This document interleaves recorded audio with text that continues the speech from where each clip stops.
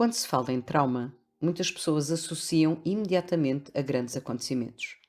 Abusos, acidentes, perdas violentas, situações extremas. E sim, tudo isso pode gerar trauma, mas a verdade é mais subtil e ao mesmo tempo mais abrangente. O trauma não é apenas o que aconteceu. O trauma é aquilo que ficou dentro de nós depois do que aconteceu. É a marca invisível que fica quando uma experiência ultrapassa a nossa capacidade de lidar com aquela situação naquele momento. Hoje, sabemos que o trauma não está ligado só apenas à memória mental. Está ligado ao corpo e o corpo não esquece. O sistema nervoso é o grande protagonista.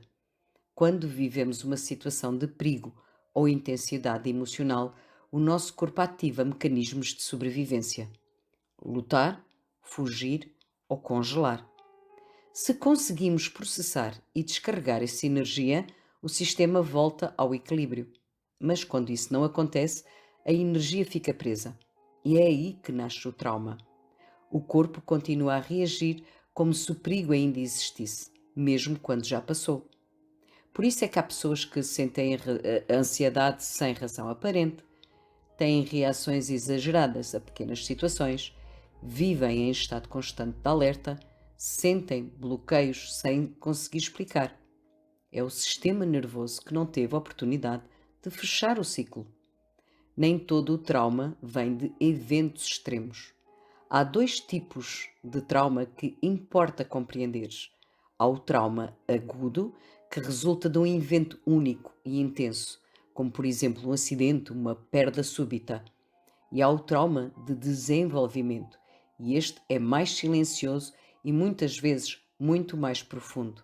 Vem de experiências repetidas ao longo do tempo, especialmente na infância, como a falta de afeto, a rejeição emocional, críticas constantes, não ser visto, não ser ouvido ou validado.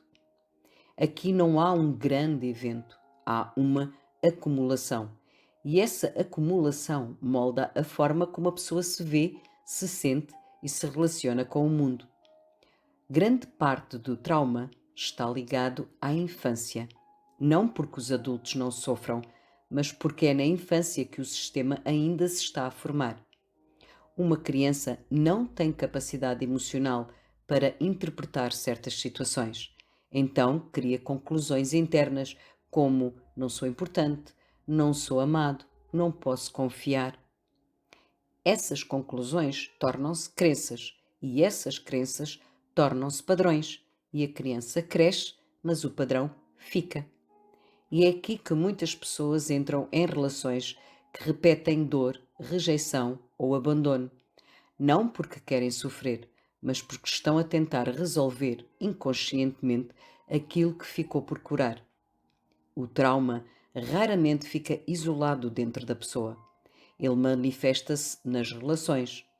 Ele aparece como medo de ser abandonado, através de uma dependência emocional, dificuldade em confiar, necessidade de controlar, fugir à intimidade, relações intensas e instáveis.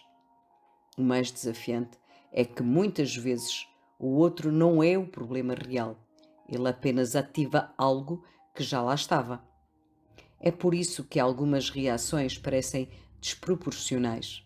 Não são sobre o presente, são sobre o passado que ainda está vivo.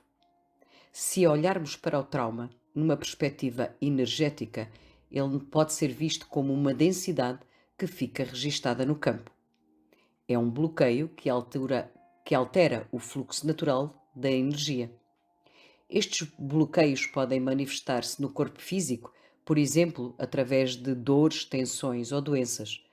No emocional, através da tristeza, ansiedade ou irritação.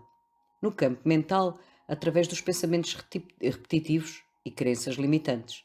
E no campo espiritual, através da desconexão, da falta de sentido.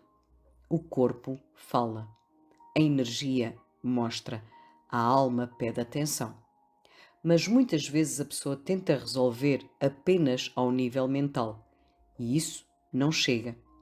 Há uma pergunta muito importante: se o evento já passou, Porque é que o trauma continua? Porque o sistema não distingue o passado de presente quando o gatilho é ativado.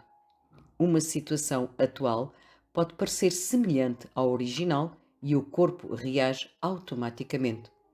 Um exemplo simples: uma pessoa que foi criticada na infância pode sentir uma crítica leve no presente como algo devastador. O que está a reagir não é o adulto, é a criança ferida. Muitas pessoas lidam com o trauma através da evasão.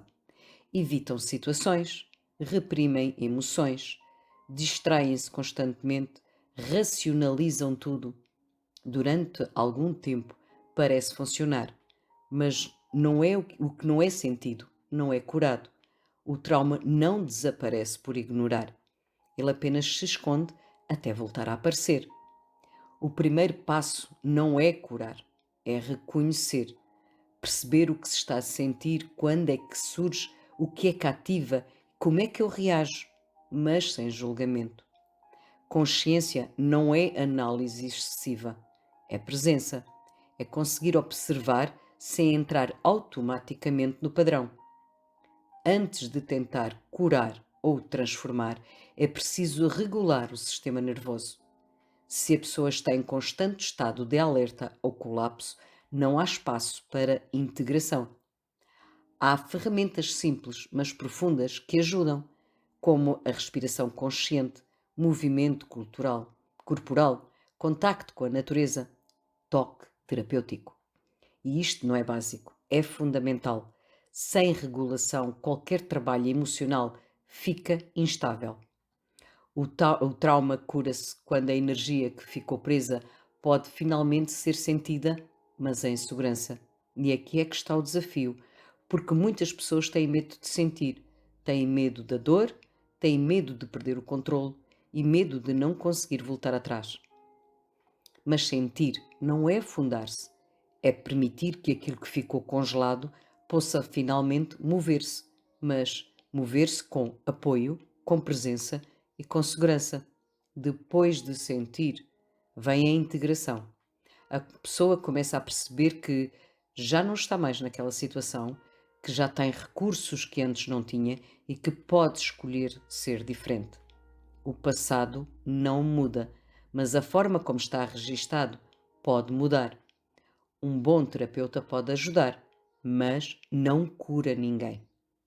Outro ponto importante: muitas pessoas começam a identificar-se com o seu trauma. Eu sou ansioso, eu sou inseguro, eu sou assim. Mas não. Isso são respostas, não são identidade.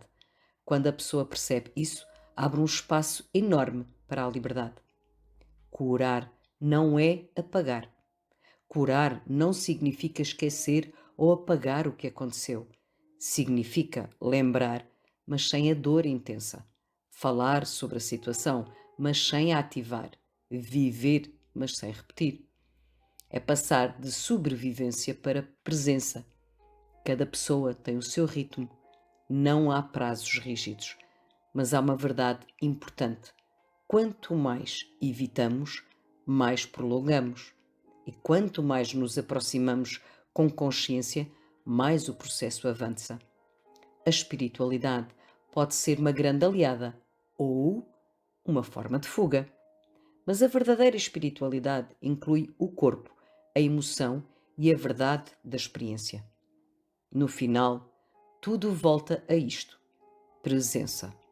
Estar com o que é, sem fugir, sem dramatizar, sem negar. A presença é o espaço onde o trauma deixa de controlar e se começa a dissolver. O trauma não é sinal de fraqueza, é sinal de que algo foi demais para aquele momento. E dentro de cada pessoa existe a capacidade de reorganizar, integrar e transformar. Não porque alguém a vem salvar, mas porque o sistema foi feito para voltar ao equilíbrio. O trauma não é o que te aconteceu, é o que ainda está vivo dentro de ti. E a cura começa apenas quando deixas de fugir disso e te começas a escutar.